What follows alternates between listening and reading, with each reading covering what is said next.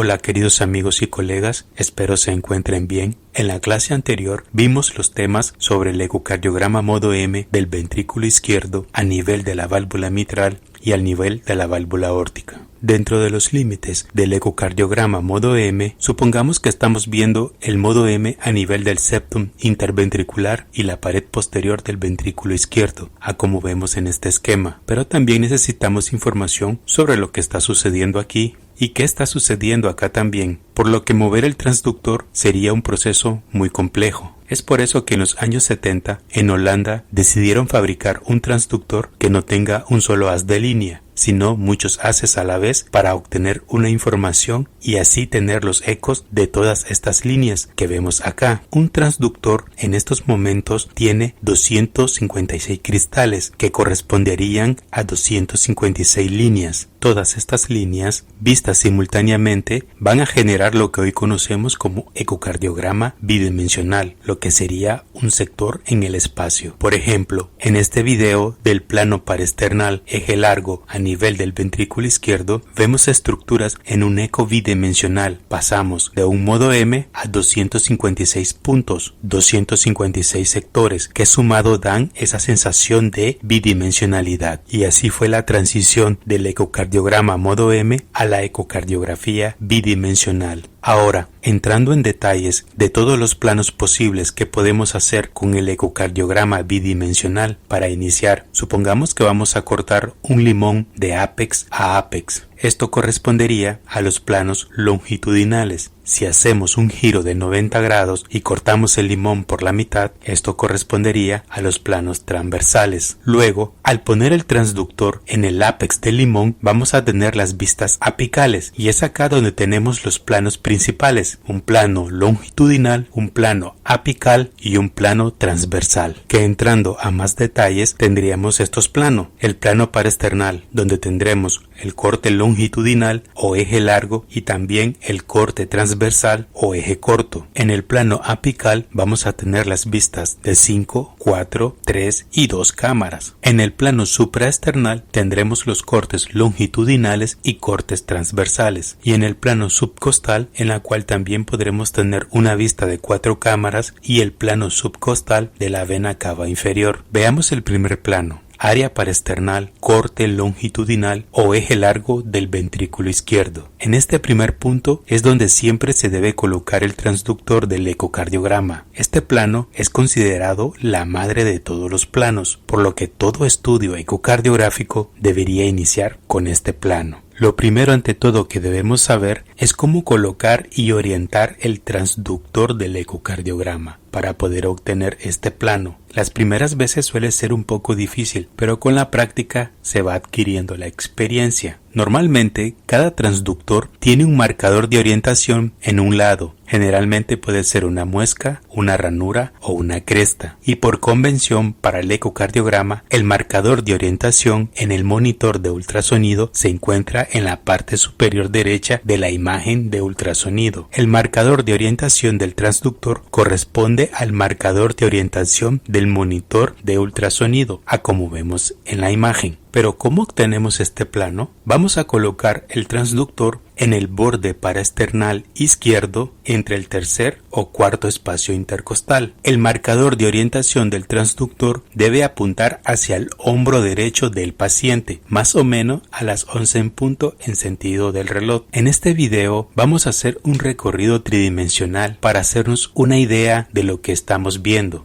Vemos el transductor colocado en el tercer espacio intercostal. También podemos observar la caja torácica. Hacemos una rotación hacia la izquierda y en este costado podemos ver el recorrido de la aorta ascendente, porción torácica de la aorta. Ahí podemos ver la aurícula y ventrículo derecho. También podemos ver la vena cava inferior y las venas pulmonares. Podemos ver cómo el haz del transductor a una profundidad de 11 centímetros atraviesa las estructuras cardíacas. En esta rotación de 180 grados podemos ver perfectamente casi todo el recorrido de la aorta. Ahora, al hacer una rotación del tórax en una vista subcostal para ver la porción del ápex del corazón, también logramos ver cómo el haz del transductor atraviesa las estructuras cardíacas. Quitamos la caja torácica y nos enfocamos solo a nivel cardíaco. Es de esta manera que el haz del transductor atraviesa el corazón perpendicularmente a las superficies anterior y posterior del tórax y paralelo al eje mayor. El transductor se posiciona perpendicular al tórax. Le ponemos un poco de movimiento a la imagen de al lado y es así que veremos el ecocardiograma bidimensional del eje largo del ventrículo izquierdo. Seguimos rotando el corazón para que veamos bien cómo el haz atraviesa las estructuras cardíacas a ese nivel. Hacemos el corte longitudinal del ventrículo izquierdo y entonces podemos localizar las estructuras anatómicas, por lo que oficialmente lo veremos así. Este es el corte longitudinal o eje largo del ventrículo izquierdo con todas sus estructuras. ¿Cuáles son las estructuras cardíacas que observamos en el plano paraesternal, corte longitudinal o eje largo del ventrículo izquierdo? En estos otros videos podemos ver el ecocardiograma bidimensional en el corte longitudinal o eje largo del ventrículo izquierdo con toda su estructura. Y al lado tenemos las representaciones de las estructuras cardíacas que podemos observar en este plano, estructura que veremos a continuación. Debemos tener en cuenta que las estructuras en el eje largo paraesternal, en primer lugar vamos a ver el ventrículo derecho en su tracto de salida y a continuación, más alejado del transductor, se muestran las cavidades izquierda, aurícula izquierda, ventrículo izquierdo, el tracto de salida del ventrículo izquierdo y la aorta. El pericardio es un reflector de ecos fuertes y va a aparecer como ecos blancos brillantes, que en modo de detalles veremos estas estructuras así. Siguiendo un orden cefálico, es decir, iniciando de arriba hacia abajo, estas son las estructuras que vamos a ver en el plano paraesternal, eje largo del ventrículo izquierdo. Esto que vemos acá con ecos brillantes va a corresponder con el pericardio anterior, importante para evaluar la presencia de calcificaciones y presencia de derrame pericárdico.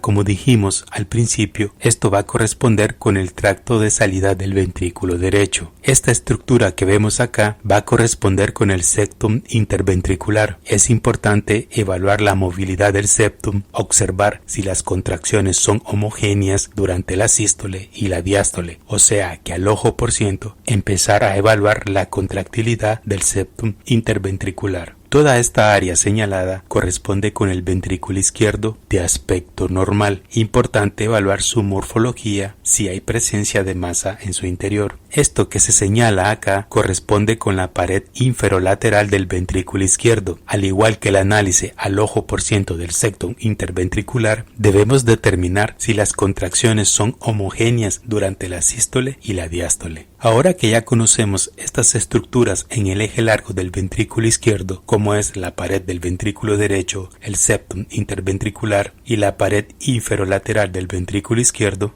entonces podríamos hacer un análisis al ojo por ciento sobre la contractilidad global y segmentaria del ventrículo izquierdo, y es viendo si las contracciones de todas estas estructuras son homogéneas durante la sístole y la diástole, como lo vemos en el video. Así sería la contractilidad global y segmentaria normal del ventrículo izquierdo en el eje largo del ventrículo izquierdo.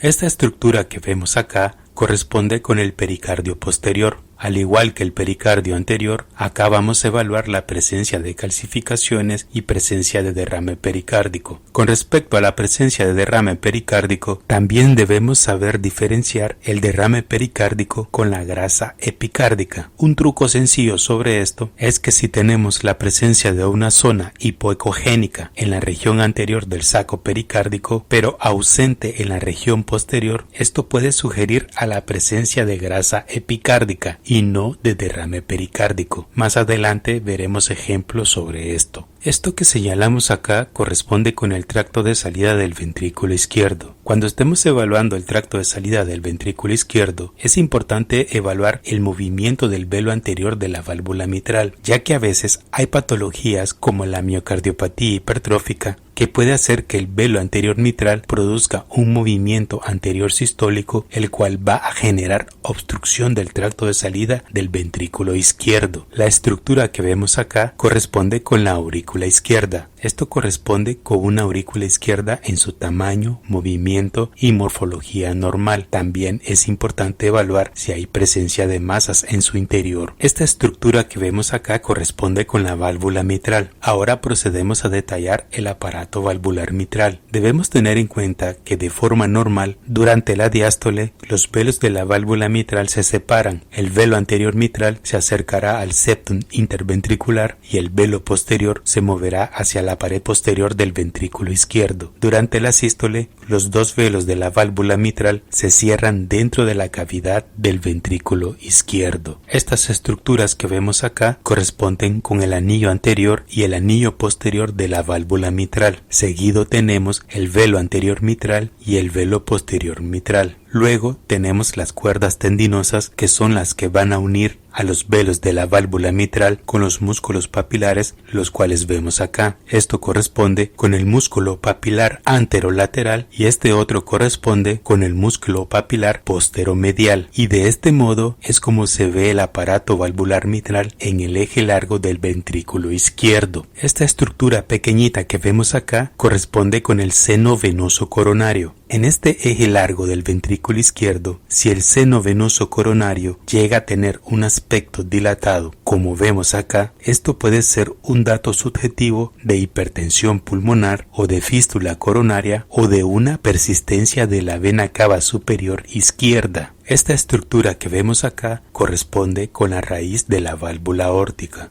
La válvula aórtica, sus velos se van a cerrar durante la diástole ventricular y durante la sístole ventricular se van a abrir a tal modo que esta estructura que vemos acá va a corresponder con el seno coronario derecho, la cual se mueve hacia adelante encontrándose paralelamente a la pared anterior de la aorta durante la sístole ventricular. La otra cúspide o seno coronario que se vea dependerá de la orientación exacta del transductor. Si lo dirigimos a la izquierda, se verá el seno coronario izquierdo, pero si el transductor atraviesa más a la derecha, entonces veremos el seno no coronario. Durante la sístole, esta cúspide se moverá paralelo a la pared posterior de la aorta. Estas estructuras que vemos acá van a corresponder con el tracto de salida del ventrículo izquierdo, el anillo aórtico, los senos de Valsalva, la unión sinotubular y la aorta ascendente. Y por último, esta estructura que vemos acá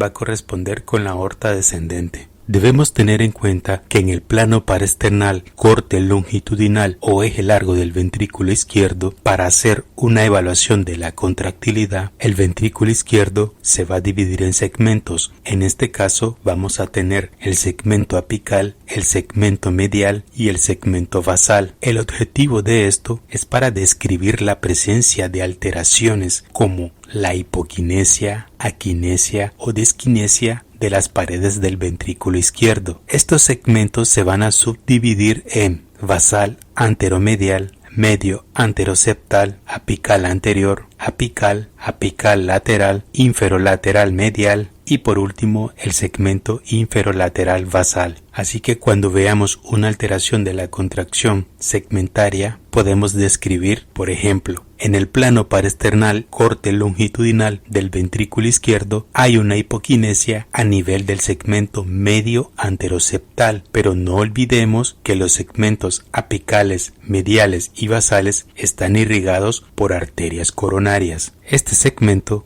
va a estar irrigado por la arteria descendente anterior izquierda. Este otro segmento va a estar irrigado por la arteria circunfleja. Y por último, este otro segmento va a estar irrigado por la arteria coronaria derecha. Volviendo al ejemplo anterior, con respecto a la alteración de la contracción segmentaria, podemos describir lo siguiente. En el plano parasternal, corte longitudinal del ventrículo izquierdo, hay una hipoquinesia a nivel del segmento medio anteroseptal que corresponde con una oclusión a nivel de la arteria descendente anterior izquierda. Y esta es una de las razones importantes para conocer los segmentos e irrigación coronaria en el plano parasternal, corte longitudinal o eje largo del ventrículo izquierdo. Queridos amigos, con esto terminamos el plano parasternal, eje largo del ventrículo izquierdo. Dios los bendiga y nos vemos en la siguiente clase. Muchas gracias.